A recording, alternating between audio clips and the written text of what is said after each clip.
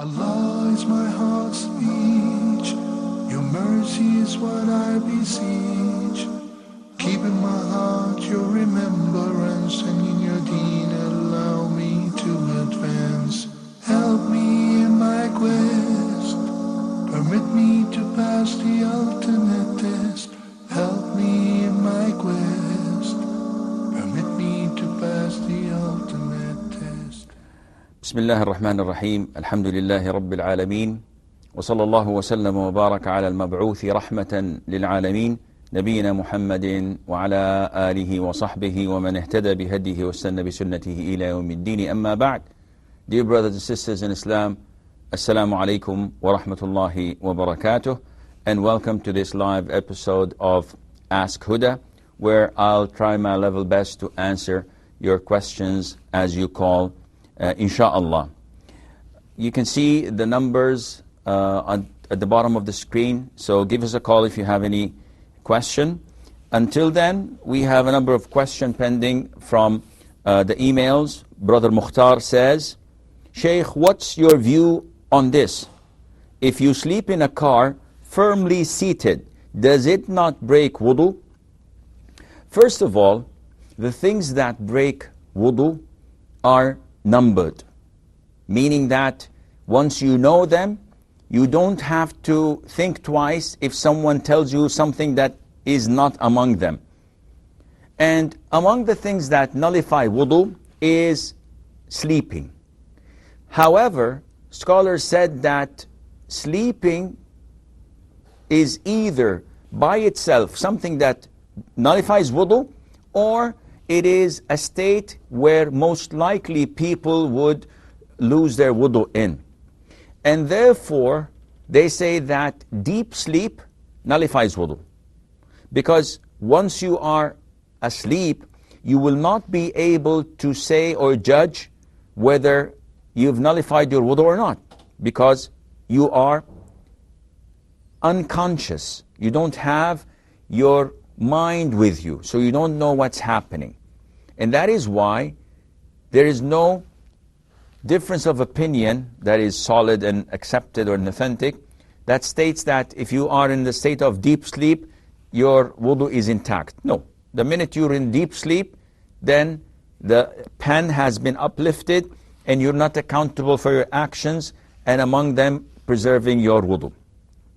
Now, there is a number of hadiths where the companions stated, like in the hadith of Anas ibn Malik, may Allah be pleased with him, where he said that the companions of the Prophet ﷺ used to await for the Prophet to come out and pray Isha with them.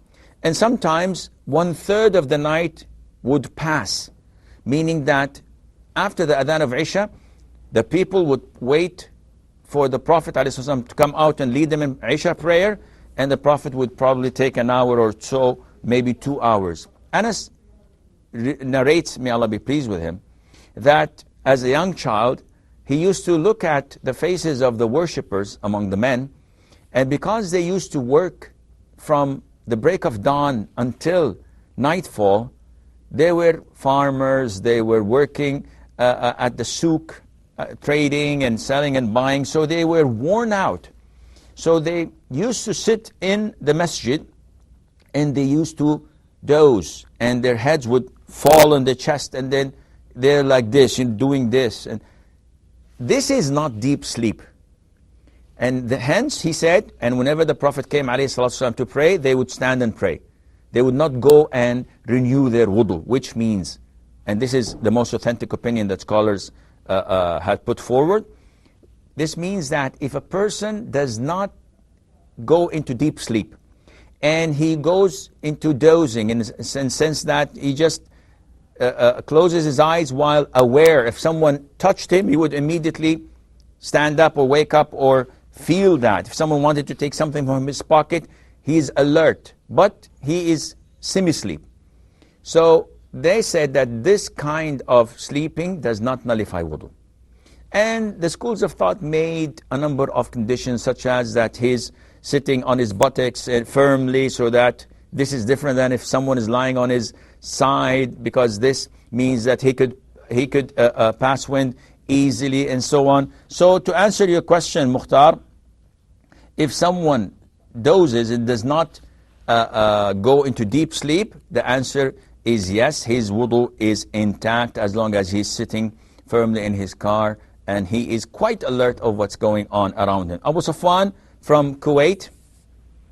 Hello, Assalamu alaikum, Sheikh. How are you? Salamullah barakatuh. I'm fine, Jazakallah khair. Alhamdulillah. Okay, Sheikh, I have a question. If you could kindly answer me in this session. The first question is, you see, I'm a diabetic, hypertension, I have arthritis, so anyhow, may Allah bless me and all. So, but what is happening, sometimes this happens, especially in the Zohar and in the Asr. When I'm praying, I fell asleep. Or especially this happens when I'm doing tashahud. So I repeat my tashahud so many times, sometimes, if I get an opportunity. If I'm in the Jamaat, obviously there I follow the Imam. So my question is, when I'm doing alone, of this kind of situation happens, sometimes it's beyond my competence. So do I have to repeat, or do I have to do the Sahur Sizda? Would you say, Abu Safwan, would you say I sleep? Do you mean that you go into deep sleep and you snore and you see dreams? Sleep, it's a kind of, for a fraction of seconds I fell into sleep. Okay. Your prayer is valid, alhamdulillah, you have no problem. Second question. And second is, you see, about this, وَلَا تَيَمُّمُ الْخَبِيثَ مِنْهُ تُنْفِقُونَ.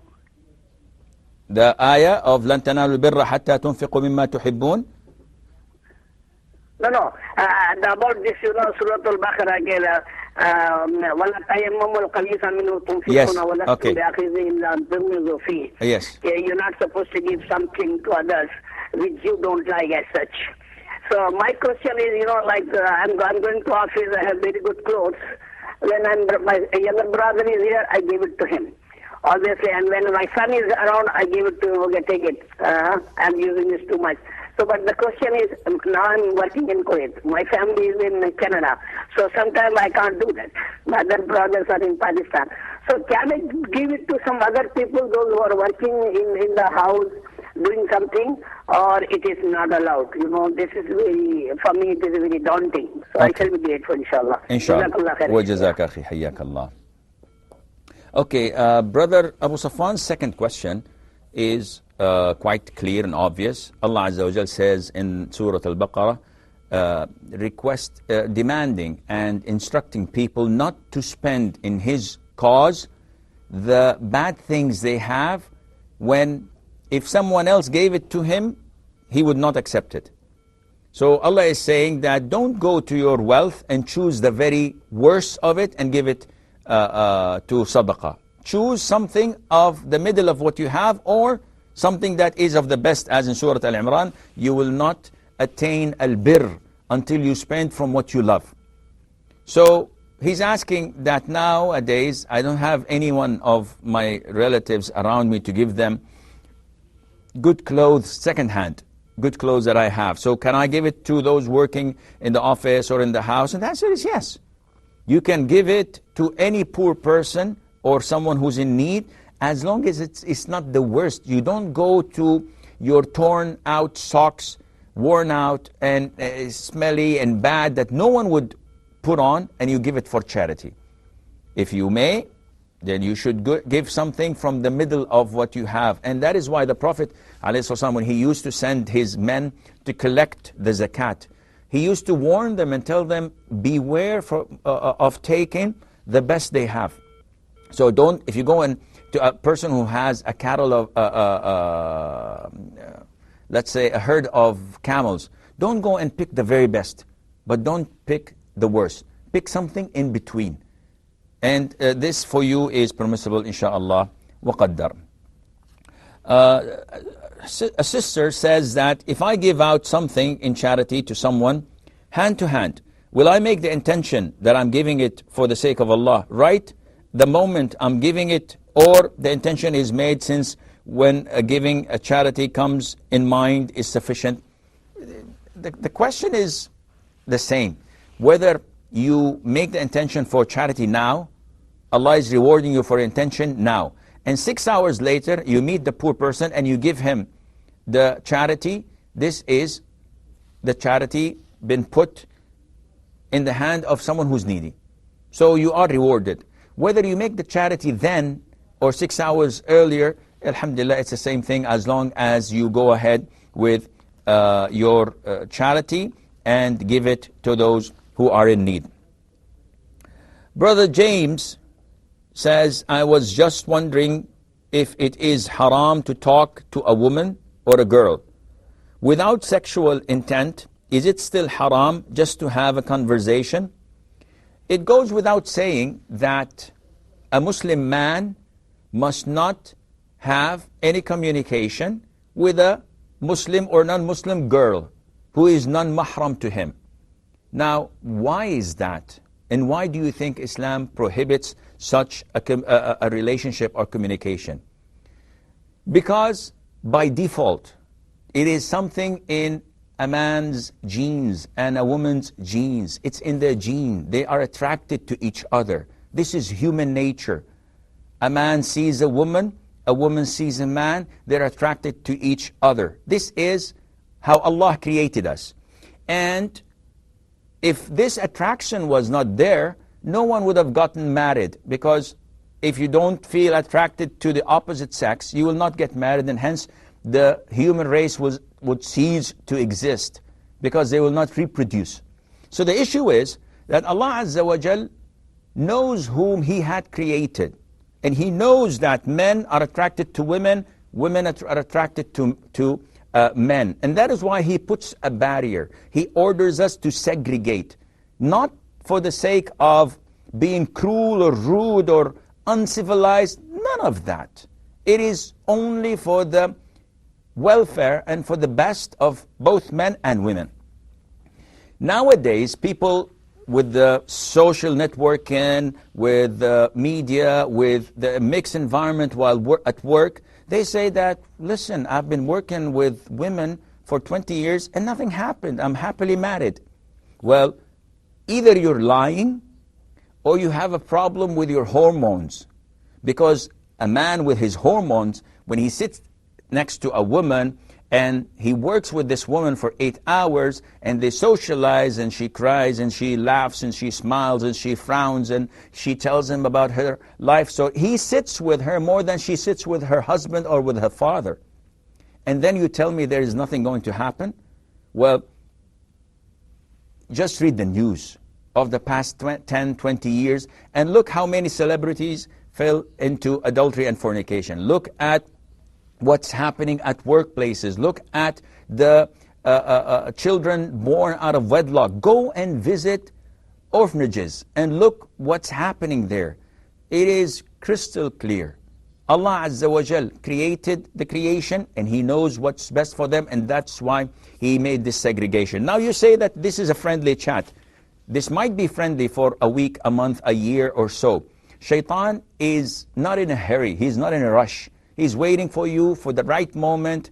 When everything is fixed, then he strikes his best. Look at what happened with the famous president of a superpower with an intern who happened to be a Jew. He had a beautiful wife. He had a beautiful daughter. He had a successful life. Yet he jeopardized all of this because of an intern who used to work with him, and he was hooked. So don't tell me that this is only the fantasies of the Muslims or the uncivilized world. This is the best for both man and woman. Another sister asks, I'm not a good wife anymore. I'm not pleasing my husband anymore, and therefore I'm gaining sins. We've tried for so long, but our situation is getting worse and worse. He refuses to divorce me, and I cannot bear his ways. I'm terrified of the punishment. Why won't he free me? Well, this is a question that I don't think I'm at liberty to answer, because I don't know about his reasons. However, when a couple face problems, they should try their level best to solve them. Unfortunately, every one of us sees his position to be the most correct. And the position of those opposing me are definitely wrong.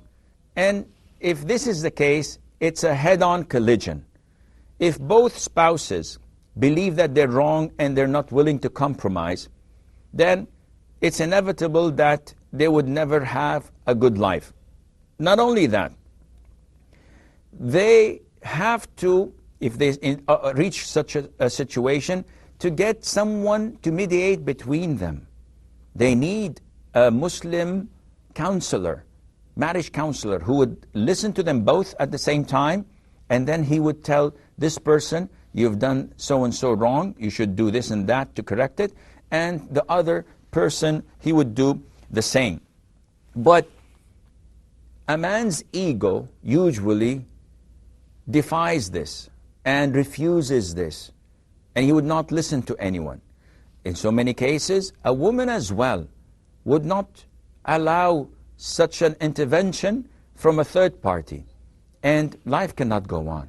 Allah Azza wa Jal said that among His signs that He created from your own selves, spouses where you will find repose, you will find comfort, you will find tranquility with them. So if a marital house, if a marriage does not have this sakina, does not have this tranquility, does not have this peace of mind, then it is best for them to separate. And in your case, sister, if you have tried your best and he is not trying his best as well, and you are unable to find a middle way to meet with him, and you claim that he is abusive and he's doing this, and at the same time he refuses to divorce you, in this case you have the option of asking for khul'. And khul' is designed for people like you, who fear Allah Azza wa Jal, who try their level best to please their husbands, but they cannot find means to do that, and who feel that they're sinning by not doing what they have to do to please their husband. So in this case, if he's refusing to divorce, then you have the right to ask and demand khul', where you go and pay him his dowry and you buy yourself out. But of course, this is not advisable until we try to analyze everything in your life and see where the shortcomings are coming from, and try our level best to block them and to make things go back together and to reconcile between both of you. Question number 5. Okay, we have Fatima from Jeddah. Assalamu alaikum wa rahmatullahi wa barakatuh. Wa alaykum assalam wa rahmatullahi wa barakatuh. Alhamdulillah, it's fantastic to listen to your voice, just to get you through. Jazakallah khair. Sheikh, I have 3 questions. Okay. In our place, they say that the mayyat, the dead body, feels a lot of pain even if a fly sits on it. Is it true? After his death? Yeah. Okay. Second question. Okay, second question. What does Allah subhanahu wa ta'ala mean in Surah Saf when He says, Ya ayyuhalladhina amanu lima taquluna ma la taf'alun? What does He mean by that? Like, should we not say something that we do not do? Like sometimes when we advise others, sometimes we find ourselves doing that, and of course we do try to correct ourselves first, but is it that we should not tell others at all such kind of things that, sometimes we ourselves may do? Okay. Third question. And you forgot. Yeah, I forgot. No problem. Inshallah, when you I can remember, call again. Inshallah, I shall call. Oh yes, I remember now. Okay. Some time back, you had told that exchanging old gold for new gold is a type of riba, and at that time, because of shortness of the time, you didn't explain why. Though I Alhamdulillah, I totally trust you, and I believe that, and I want to know why is it, how is it riba? Exchanging old gold for the new gold, how is it riba? I will answer your question, inshallah. Okay, jazakumullah khairan. Jazakum. Sister Fatima from Jeddah had 3 questions. The first question was, is it true that when a person dies, he feels a lot of pain after he dies, even if a fly stands on his dead body? And the answer is no. The dead person does not feel a thing after he dies, and he's unconscious, he's unaware of what's taking place, from him being stripped out of his clothes and then washed and perfumed and turned left and right and then put in shrouds and with perfumes in 3 layers of shrouds, and then taken to the masjid where they offer funeral prayer. He is unaware of his people crying or weeping or saying good things or bad things about him. And when they take him to his grave and bury him and put the soil on top of his body, once they start to leave the graveyard, the cemetery, he hears their flip-flops, he hears their shoes and slippers. This is when he starts to feel. And this is when all begins for him, when Munkar and Nakir, the 2 huge and horrifying angels, come to him for questioning. This is when it all begins. So does he feel the pain? No, he doesn't feel the pain. Does it mean that we are okay to hit him? Or no, of course not. You have to be respectful to the deceased body. The Prophet says, the breaking of the bone of a dead person is like the breaking of the bone of a living person. So he does have his respects and his rights as well. Her second question is the verse of number 2 and 3 of Surah As-Saff. Allah says, يَا أَيُّهَا الَّذِينَ آمَنُوا لِمَ تَقُولُونَ مَا لَا تَفْعَلُونَ كَبُرَ مَقْتًا عِنْدَ اللَّهِ أَن تَقُولُوا مَا لَا تَفْعَلُونَ. O you who believe, why do you say what you do not act upon? It is totally abhorred by Allah Azza wa Jal for you to say what you do not do, what you do not implement. And this is clearly understood to be a warning from Allah Azza wa Jal for those who do not walk the talk, for those who preach but do not do what they're preaching. And there is a thin line where you should be very careful when looking at these different hadiths. For example, Allah Azza wa Jal says in Surah Al-Baqarah, أَتَأْمُرُونَ النَّاسَ بِالْبِرِّ وَتَنْسَوْنَ أَنفُسَكُمْ. Do you order people to do righteous things and you forget yourselves? And then there's a hadith of Usama bin Zayd, may Allah be pleased with him and with his father, when the Prophet tells us that on the Day of Judgment, a man would come and his guts would be coming out of his stomach, and he would turn round it like a donkey turns round a mill.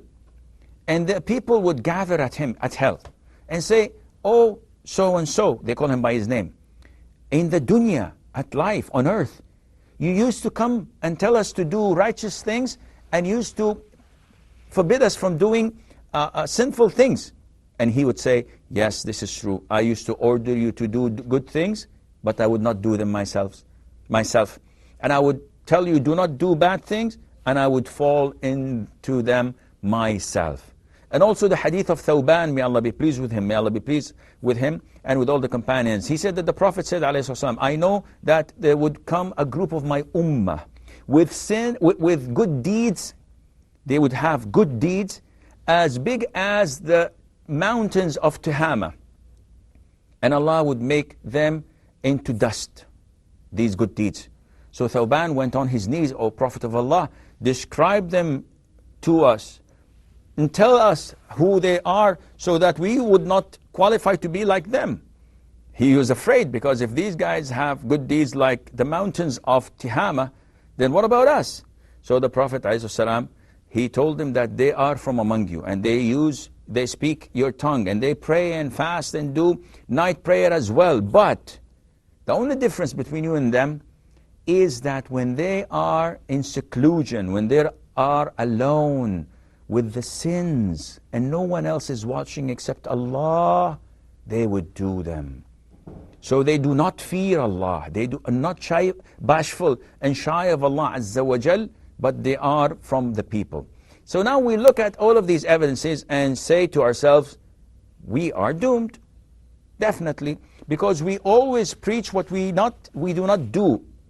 That is fully. Yes, we may preach 100% and do 80% or 85%. This is good. The problem is when you become a hypocrite and when you preach 100%, but you do zero. And that is why scholars say you are obliged to do 4 things. Each individual of us, we have to do 4 things. First of all, we have to instruct people to do righteous things. Second of all, we have to do righteous things ourselves. Third of all, we have to order people not to fall into sin. Fourth of all, we have to ourselves avoid sin. So if I make a mistake and do not fulfill one of these 4, that does not justify I don't do them. So if I do not preach people, if I do not tell them don't do these bad things, this does not mean that I myself do not do these good things. For example, I preach people to pray night prayer. Now I myself do not pray night prayer, for example. So I would come on air and say, I'd like to advise people about night prayer, but myself I don't do it. So I will not do that. No, this is wrong. This does not justify that. Another person smokes, and he sees his son, who's 16 or 15 years old, smoking. He says, Wallahi, because I smoke, I cannot order him not to smoke, so that I would not fall in this category. No, this is totally wrong understanding. You should yourself stop smoking, and if you're not able, you should order others not to smoke. And that is why the scholars say those who drink intoxicants, those who are drinking wine and making a toast, it's an obligation upon each one of them to order the other not to drink.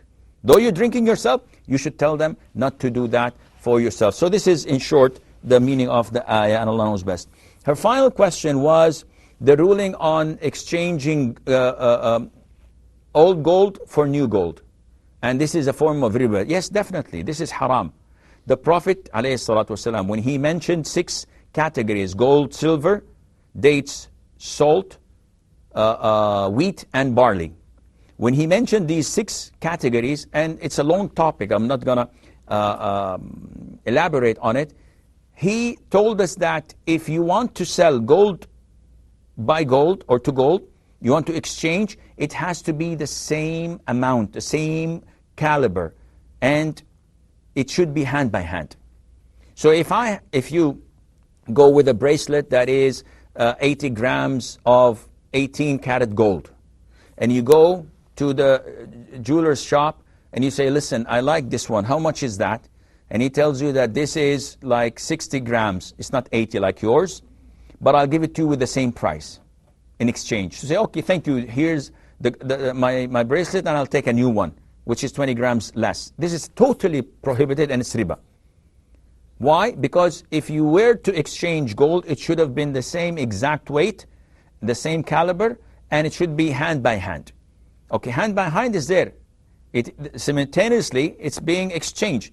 But the issue is with the difference of caliber or gold, or weight. So what to do? I have old gold that I'd like to exchange. In this case, we tell people to go to the jeweler's shop, sell the gold you have. So ask him, how much is this 80-gram bracelet costs? And he says, XYZ. Said, okay, I agree. Here you are. You take the money. Once you have the possession of the money, you either go out and buy from somewhere else, or you have the liberty to say, yeah, I'd like to buy that one, and you add more cash to the one you've received in your hand, and you give it to him. But to say, this costs 1,000, and the one there costs 1,200, and you say, okay, here's the old one, and 200 on top of it, this is totally prohibited, and Allah knows best. Who's with us?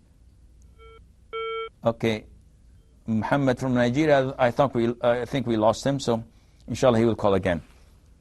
Fahmida, she says, or before that, Masija, she says, what happens to the souls of Qurbani animals after it is slaughtered? We know that the angel of death takes the souls of the humans. As for the animals, we have nothing authentic at all in the Sunnah that tells us whether the angel of death takes it, or Allah himself takes it, or he orders someone else to take it. We have no knowledge of that. So this is point A. Point B, does it make any difference? In the sense, if I know whether it is the angel of death or someone else, would it get me closer to Allah Azza wa Jal? A lot of the Muslims, unfortunately, ask questions that are hypothetical. Not only that, it would not get them closer to Allah. It would not benefit them in the deen. A brother said, we know that the day of judgment would be at Asr time on a Friday. So, on what timing would it be? Is it the Asr in USA or the Asr in Saudi Arabia or Asr in Japan? And this is one of the weirdest questions I get. Ya akhi, if it comes at the time of USA, you think you have time to make up and you get an SMS saying, listen, doomsday is here and we have to do something about it?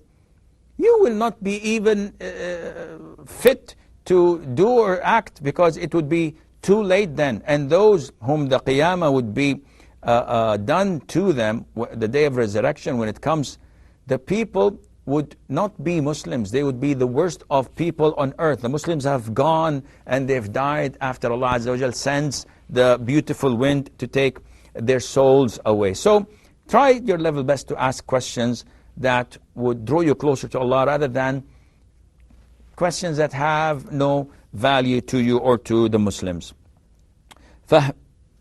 Okay, we have Brother Muhammad. Brother Muhammad, yes sir. Muhammad, listen to me from the phone, please, and turn off your television. Yeah. Assalamu alaikum. Salam wa rahmatullah.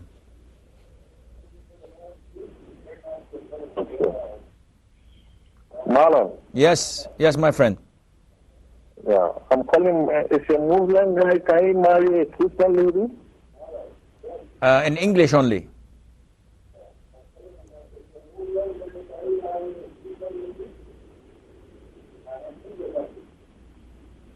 Yeah. Maybe you want to get married to her, she'll be going her own religion.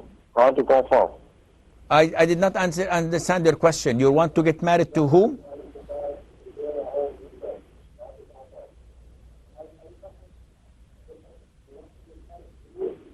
A Christian lady. Okay, Muhammad, I'll answer your question, inshallah.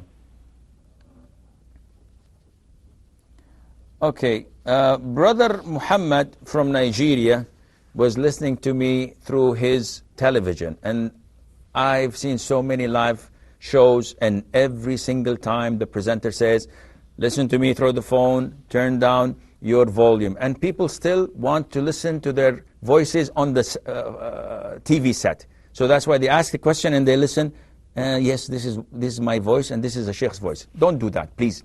Try your level best when you get through to turn down your television set and listen to me or to any one of the brothers calling you through the phone.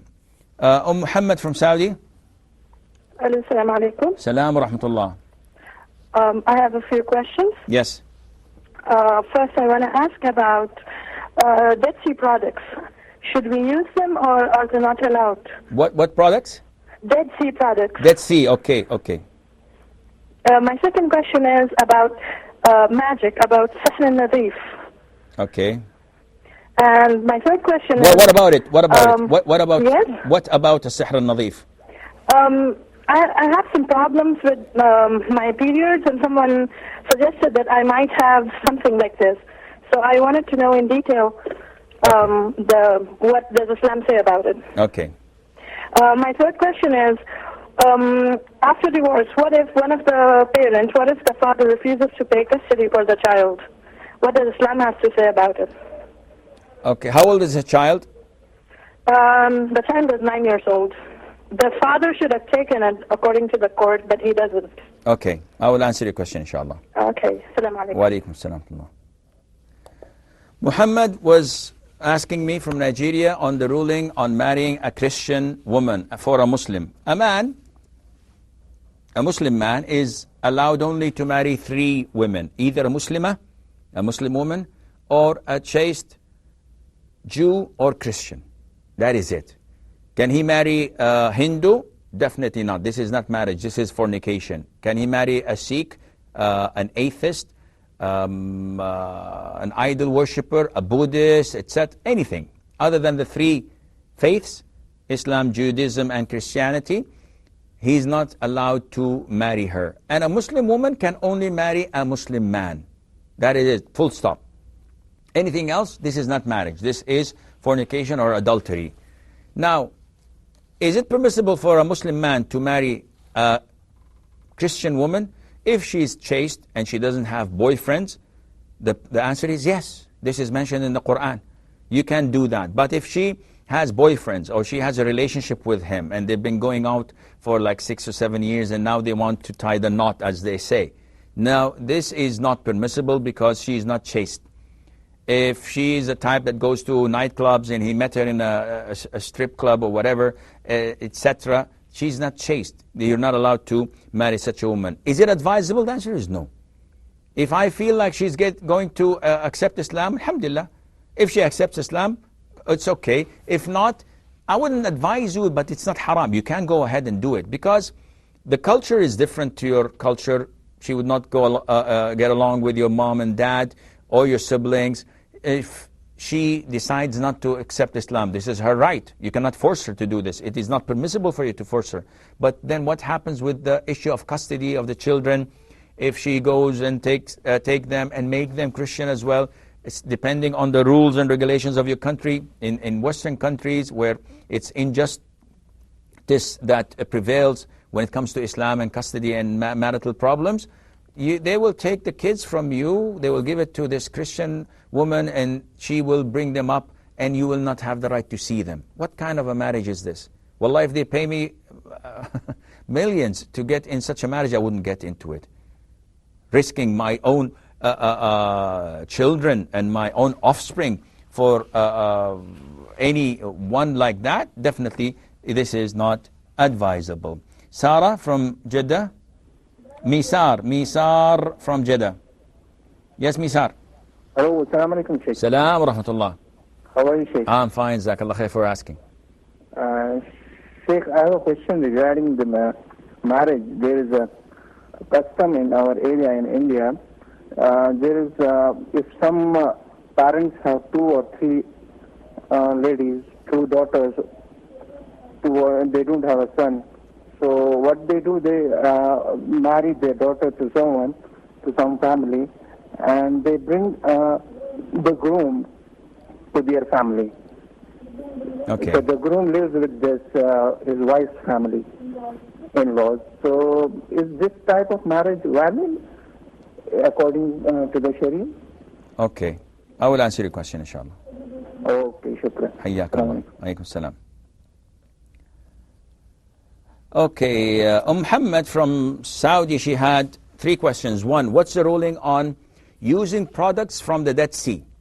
Now, it's an issue of dispute because some scholars say definitely, the Dead Sea is the location of the village of Sodom, where homosexuality used to be practiced as the norm, and Allah Azza wa Jal sent to them His messenger and prophet Lut, and they did not believe him, so Allah Azza wa Jal sent His wrath upon them, and He ordered the archangel Jibreel, peace be upon him, to lift them to the lower heaven and then throw them back on earth, and then stones were set upon them and a thunderbolt and whatever.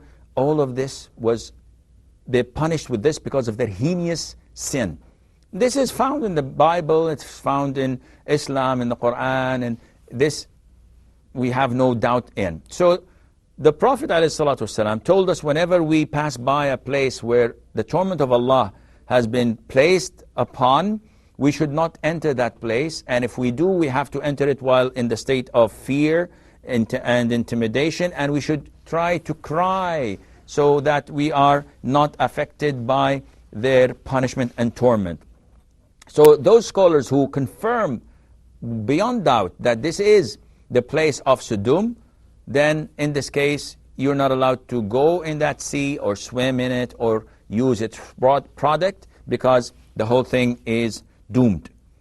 Other scholars say that we do not have strong evidence, and therefore it can be and it may not be. And it would be extreme to tell the people that this is the place and you must not use it and you must not go near of it without strong evidence. Madain al-Salih, we know that these are the places of Thamud. And this is the wrath of Allah Azza wa Jal fell on them, and we see their houses engraved and found in the mountains. So we know this place for sure. No one doubts this.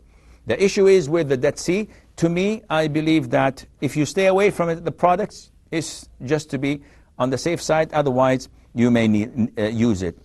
She's asking about magic, and she's referring to some type of magic that is called as-sihrun nadif, the clean magic, and it has to do with her irregular menstruation. I've never heard of such a magic, and I would request her, advise her not to think of that.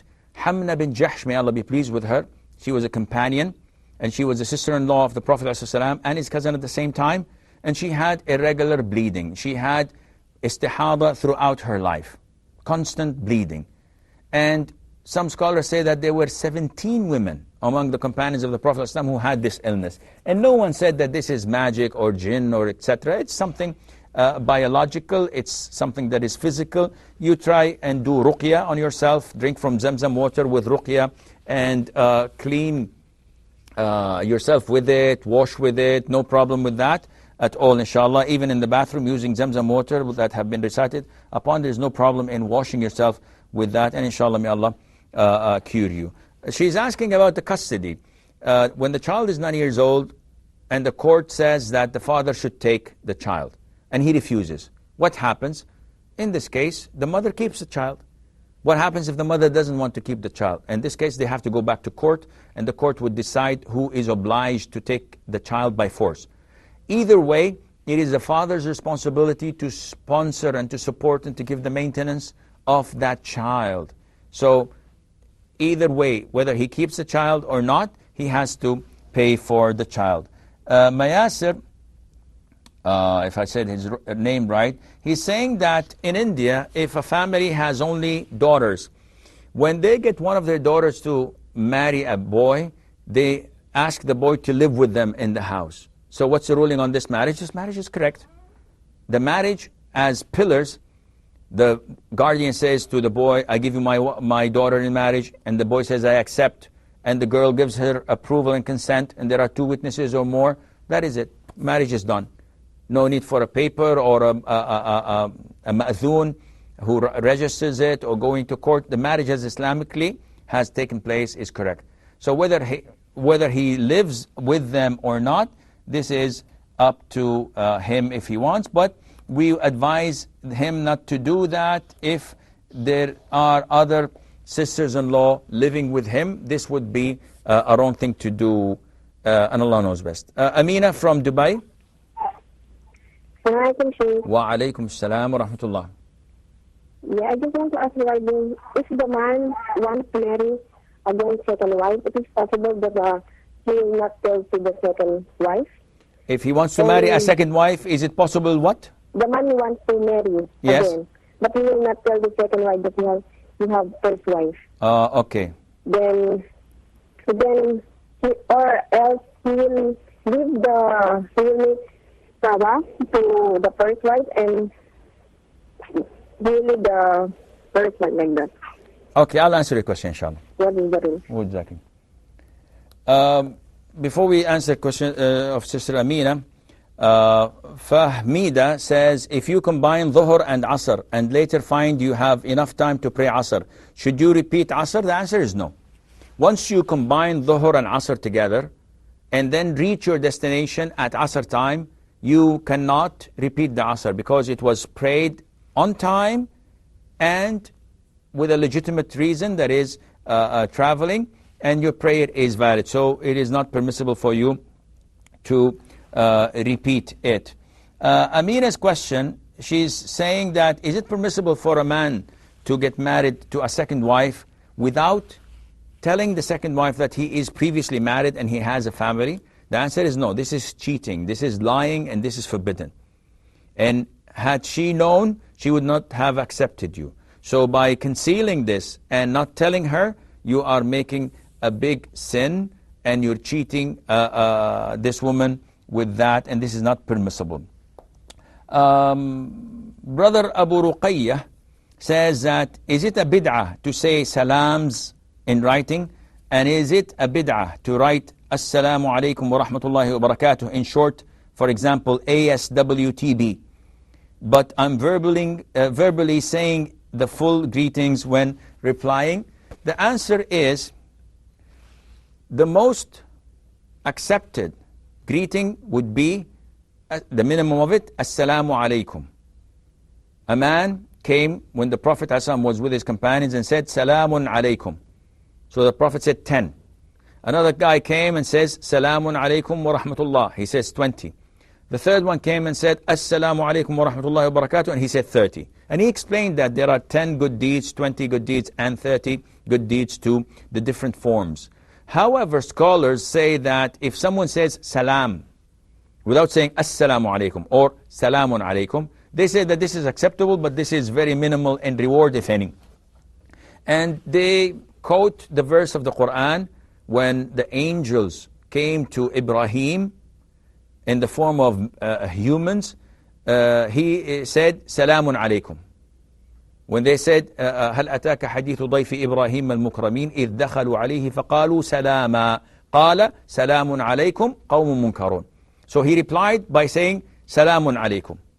And salam is by itself is sufficient, is enough, but it is not the best form. The best form is to say Assalamu alaikum, as the scholars say. Now, what is the ruling on replying by saying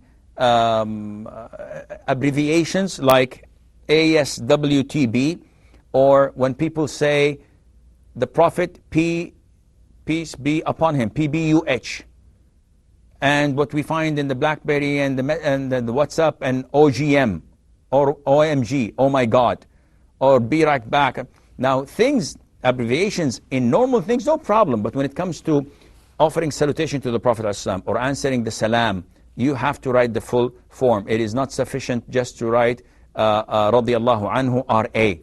You have to either say it or don't write it at all. Verbally saying it is good, but once you're writing it, people only write the abbreviation. Allah knows best. We have a caller. Khalid from Saudi. Yeah. Assalamu alaikum. Salam rahmatullah. Sheikh, I have a question, please. Yes, Akhi. I'm residing in the kingdom, and I used to perform Umrah for my dad, deceased, and my mother, alive, and my brothers and sisters. Last, every year, each year. How many Umrahs? How many Umrahs? I used to perform Umrah to my dad. One? Once a year. Okay. And my mother, alive also, she's alive. Okay. Once also a year. And my sisters and brothers, always each year once. So you'll be doing like 10 Umrahs maybe? Yeah. Okay, I will answer your question, Akhi. Thank you so much, sir. Okay. Brother Khalid is asking about the ruling on making Umrah for the deceased, his father, and for the living, his mother, and for his siblings. And the answer is, your father, you can make Umrah and Hajj as many as you wish because he's deceased, and this is permissible. Your mother, because she is alive, may Allah Azza wa Jal prolong her life on good deeds and give her and us with her a good ending as well.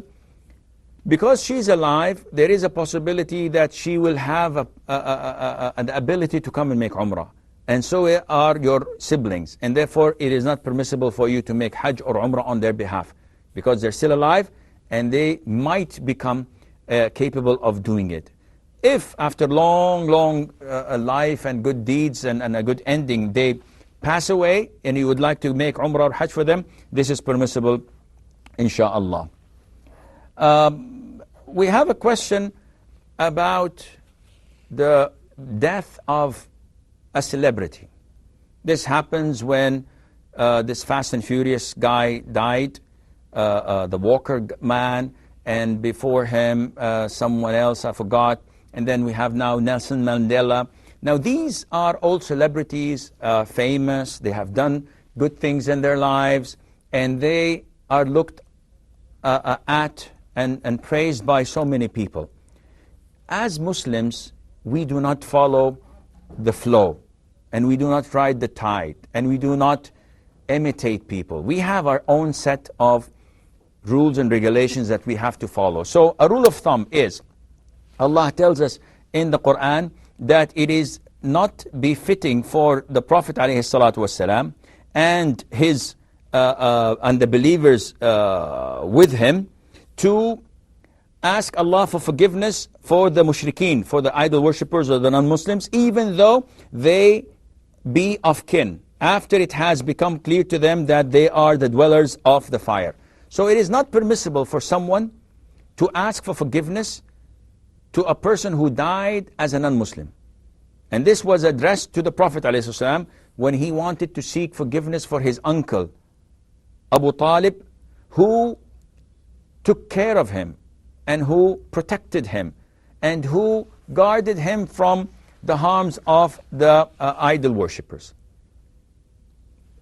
Even though Allah Azza wa Jal did not allow him to seek forgiveness for his uncle Abu Talib. Not only that, the Prophet told us, ﷺ, and the hadith is in Sahih Imam Muslim, when a man came and said, "O Prophet of Allah, where's my father?" And the Prophet, being revealed to from Allah, told him, "Your father is in hell." So the man was a little bit upset. The Prophet told him, "My friend, your father and my father are in hell."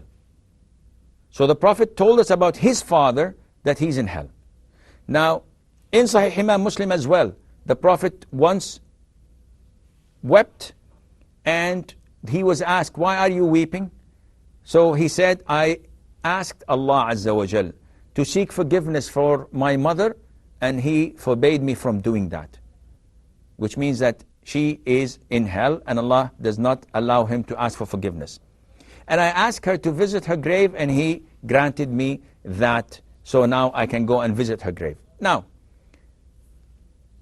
people would not swallow this well, though it is in the most authentic book after the Quran, which is Sahih Bukhari and Sahih Imam Muslim. And generally speaking, it's the Sufis who do not accept this, and they fabricate and they make lies about the Prophet ﷺ when they give hadiths and say that Allah gave life to them, so they accepted Islam and they died once again. All of these are fabricated and lies. There's no hadith as such. But having said that, by Allah, I and all the scholars of Islam would wish that we would sacrifice our own fathers and mothers for the sake that Allah would grant the father and the mother of the Prophet ﷺ Islam and make him pleased with that. We would do anything in our possession so that Allah Azza wa Jal would please the Prophet ﷺ with his father and mother. But this is not to us.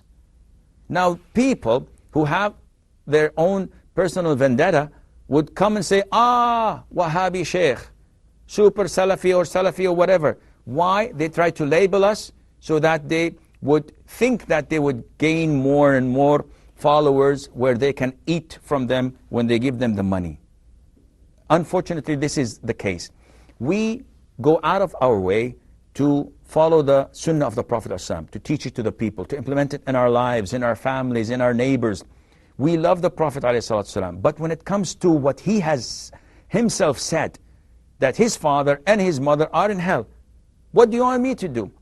Allah tells us in the Quran about Ibrahim, the Khalil of Rahman, his father is in hell. Are you going to say now, yeah, but there's somewhere that Allah gave him back to life and then he accepted Islam and he died again? We know about the wife of Prophet Nuh and Prophet Lot, and they were all disbelievers. We know what Prophet Nuh said about his son. "Oh Allah, what you have said is the truth and he is my son," but he died as a kafir. So Allah Azza wa Jal forbade him from asking mercy to him because he is a bad deed. He's bad news. And Nuh immediately repented to Allah Azza wa Jal and sought Allah's forgiveness. So, in short, those who died non-Muslims, we consider them to be kafir, disbelievers. Now, generally speaking, they're in hell. But when it comes to specific people, to Nelson Mandela, or to George Walker, whatever his name is, or Princess Diana, can we say that they are in hell? And the answer is no. This is Allah's hands. We don't know if the last word they said, Ashhadu an la ilaha illallah, Ashhadu Muhammadur Rasulullah. We don't know if they had things to block them from accepting Islam that are justifiable at the sight of Allah Azza wa Jal. However, generally speaking, we say they are kafir. We don't participate in their burial. We don't say rest in peace. We do not ask Allah for forgiveness and mercy for them at all. Likewise, and this is a very important issue, we say that all Muslims who die will go to paradise. But I know that this cousin of mine, his name is Abdullah, he died yesterday. Would I say he's in Jannah? Never. A person who dies in Syria or in fighting in the battlefield with the disbelievers, would I say he's a martyr and he's in heaven? Never. No one can say a person is in hell or a person in heaven specifically, naming them.